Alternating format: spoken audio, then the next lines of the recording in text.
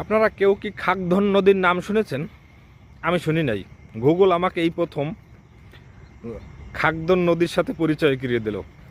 আসলে বরগুনা জেলাটি খাকদন নদীর তীরে অবস্থিত। পাশাপাশি শুধু খাকদনই নয়, বলেশ্বর, পায়রা এই নদীকে ঘিরেই মূলত এই জেলাটি অবস্থিত বা অববাহিকার তীরে অবস্থিত। যাই হোক, একটু নদীটার ভিউ দেখাবো, পাশাপাশি নদীর যে আগে প্রশস্ত ছিল সেই প্রশস্ততা নিয়ে একটু কথা বলবো। আগেই দেখাই তীর।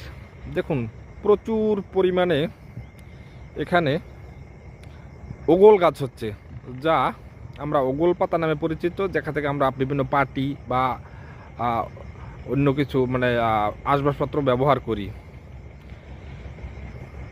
যাই হোক, এবার নদীটাকে দেখাই। এই নদীটা থেকে একসময় লঞ্চ চলাচল করতো ঢাকার উদ্দেশ্যে, যদিও এখনও চলে, তবে সপ্তাহে নাকি একবার একটা লঞ্চ এখান থেকে যায় এবং আসে।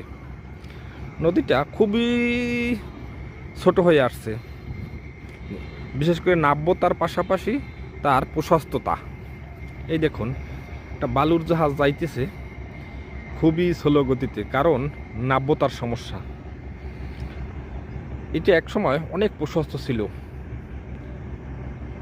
যাই হোক, আরও কিছু দেখাবো। সেটা হচ্ছে, এই দেখুন, এইটা হচ্ছে সাগরে মাছ ধরতে যাওয়ার জন্য ইঞ্জিন চালিত নৌকা। এই ইঞ্জিন চালিত নৌকা থেকে সাগরে মাছ ধরতে যায় জেলেরা। পাশাপাশি পাশ দিয়ে নতুন রাস্তা হচ্ছে।